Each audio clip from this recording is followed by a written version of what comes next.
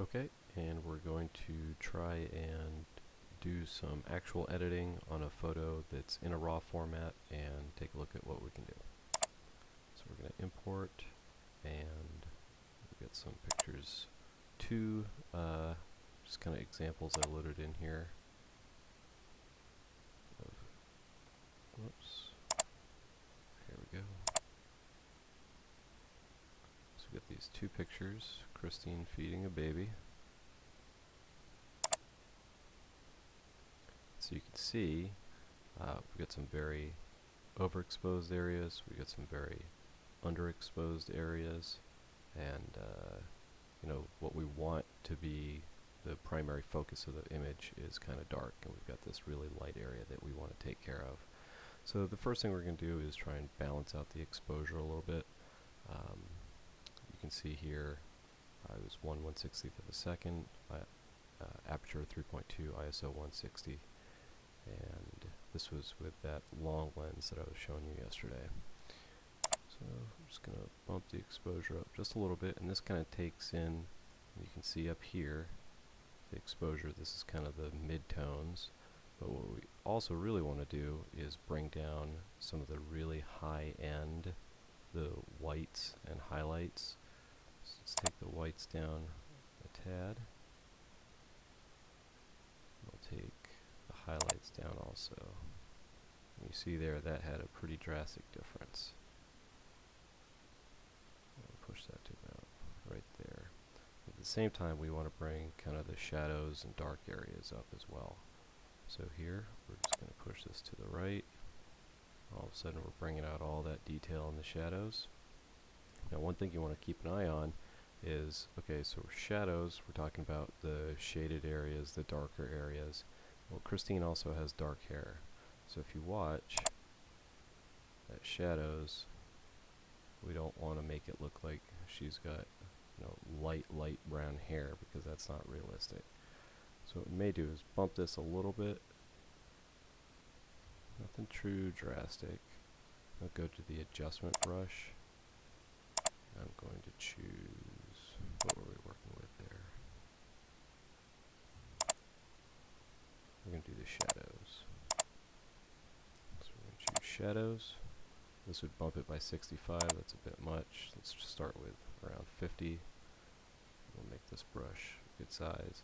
Now if I start here, you'll see that it's brightening up this area, but because it's only focused on shadows, if I drag it through this light area, it doesn't blow it out, because that's not what it's seeking out. It's looking for those areas that it considers to be shadows. And we're just going to kind of work around her hair a little bit right now. You can always undo in different increments. I've hidden this panel off to the side. You can always step back, step forward. And the way I hid that is just by clicking this arrow right there. Now that leaves it permanently docked. I don't need to jump back that often, so I like the extra screen space. I leave it right there. So again, I'm just going to start working right here. We're just going to brush in the shadow areas that we want to bring up. And actually, we're going to do it for Christine as well. Whoop, actually, that's having a stronger effect on her than I want. So I'm going to hold down the Alt key, and now we're going to remove that. And if you can't totally tell where you were, again, just click this box to show the areas that you've applied that effect. And we're just going to kind of erase that. And you don't have to be too precise, because we can just go back and add or remove more as we go. Alright, so this inner ring, the solid white line, is where it applies 100% effect, and that slightly lighter outer ring is the feathering area. And I'll show you over here. You can see that area grow and contract. So I try and kind of touch the edges with the feathering, and that way it's not too strong of a line. Say that looks pretty good. We can see a little bit of a small amount of a halo right there. So oops, I'm just going to kind of add that in and then remove it from the inside, and everything's looking good. While you're in this tool, if you want to zoom in, hold down the space bar, and it changes back to the zoom key. Now your brush stays the same size, but since you're so much closer, you have a little more control. I'm holding the space bar down, and we're just going to kind of close that up a little bit. And just for this purpose, we're not going to spend too much time doing this, but you get the general idea. And you can make that larger if you want and speed this process up a little. Just looking for this to be a natural effect.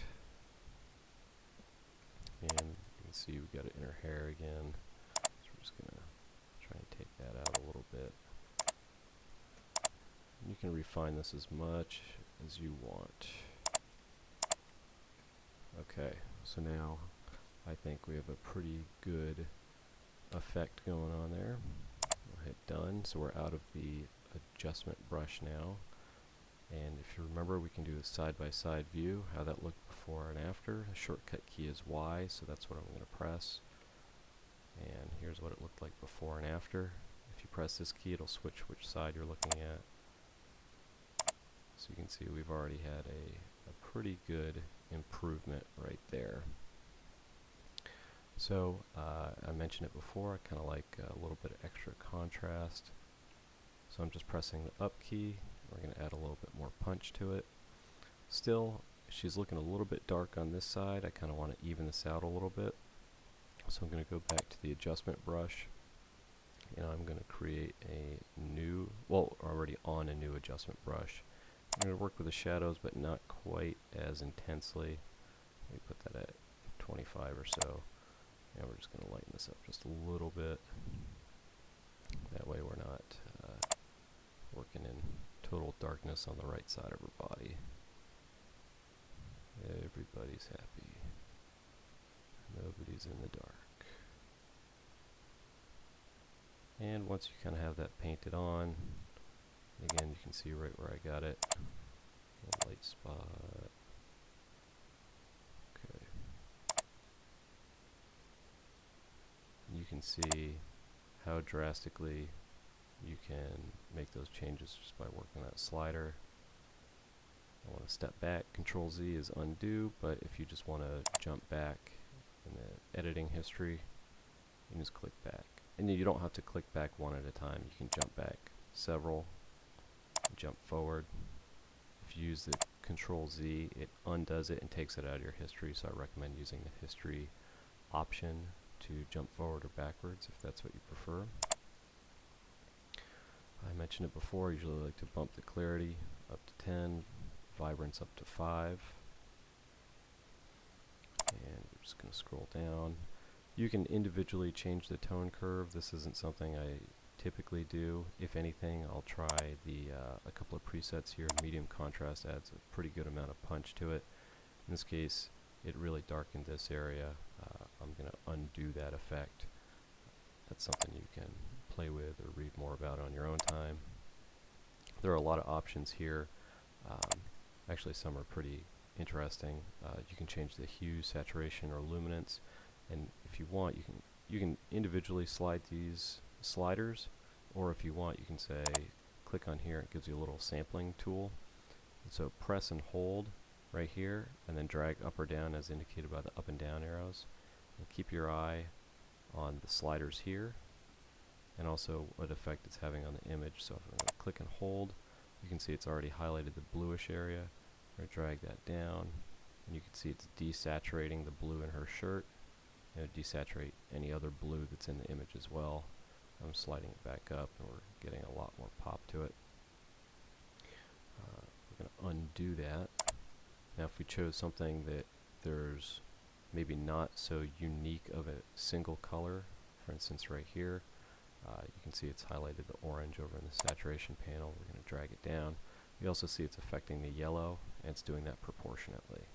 So it's mostly orange, but it's got some yellow in it too. And I'm pushing that slider back up, and we've reset all those values to 0. Click out of that, and I'm going to collapse this menu because we're not actually going to do any of that. Let's work on the sharpening. Anytime that you work on a raw image, you must apply sharpening to it. That's why it's defaulted to 25. Any image that you take, whether it's set to JPEG or whatever other format, it applies sharpening to it automatically. So if you look at any image in a raw format, even though this looks actually very, very sharp, well, it's actually applied sharpening to it already. So if we move that to 0, it is the default, and you can see a lot of that sharpness just fell away. So let's put that back to 25. I'm going to zoom back out. I'm going to hold down the Alt key. I'm going to drag this masking slider. And we're going to say it's looking the harder or more dramatic the edge, that's what it will remain as you slide the slider further to the right. So you can see those very sharp edges are what remain, and the further to the left, it just finds pretty much everything else. So we're not really trying to punch up the sharpness on those curtains in the back or necessarily the carpet. We're just looking for our subjects here. So we'll put that at 70, and I like a good amount of sharpness. I'm just going to change that to 45. If you want to see some effects of really overdoing it, let's drag that all the way up to 150. You see you got very sharp, unnatural looking tones to it. So I'm going to, not tones, but edges. I'm going to undo that sharpening, and now we have a much more natural look to it. So this is a very low ISO, 160. I don't think there's any noise reduction required. So let's look in some of the areas that we brought out some detail in the shadow areas where it wouldn't have been as visible. We tried to bring out some detail. So you can see there's a little bit of noise here. In the properly exposed areas that we didn't really do anything to, you don't see any noise.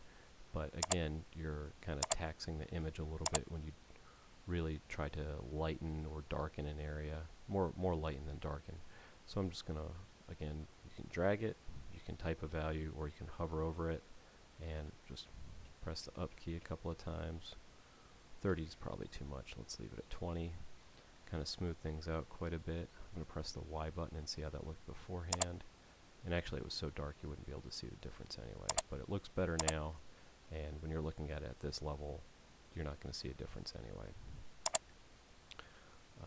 And always enable the profile correction. And you can see on that lens, and I'm going to toggle it a couple of times, so keep an eye out. Look at the corners of the image. On some lenses, you'll get light fall off called vignetting, where you get those darker corners. So I'm going to disable that. Watch the corners down here, for instance. And you can see, look up here, nothing too dramatic. Look down here. I'm going to turn that back on, and it just kind of extends that same lighting effect throughout the rest of the image. And again, I didn't have to choose these. It knew based on the metadata in the image. And I can change that distortion. This, I guess, doesn't really have any distortion to it, so I'm just going to reset that. Vignetting, if I turn the effect all the way down, you can see the corners darken ever so slightly. If I push that up, it would actually over lighten some of the corners, so we don't want that either. And so that's about what I would do here. If you wanted, you know, you could crop it to some different size. Mine shoots in a native 4:6 format. I'm not sure what yours shoots at, so you can choose any of those formats, or popular screen resolutions if you want. You can enter a custom aspect ratio, and then you could also rotate it to whatever your heart desires. And that kind of brings us to a close right now. So what you would do is right click and export. I'm going to say 10 megapixels, don't enlarge, and export. So now we've completed that. I'm just going to copy this, place it in this directory, and we'll take a look at these side by side. So this is before, this is after. You know what I just saw? A little bit of lint. So we're going to use the spot correction tool. Here's a really good example. And again, I have it set to heal, not clone. just going to shrink it down to just about the size that you want. Click right there, and click done. No lint. Doesn't make or break the image, but if you look at it, you say, oh, is that a white spot on my image, or is there something wrong? Now I'm going to keep all the same settings the last time I exported, so I'm just going to click on Export with Previous. It's exporting that file.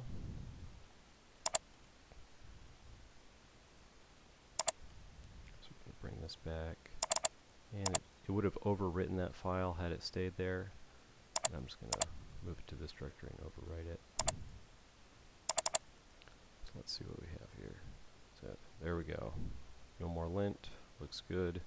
So this is after. This is before. Lint. After. Everything's a little more even, and you could play with the effect to your heart's desire. But this is just a quick, easy example of improvements you can make.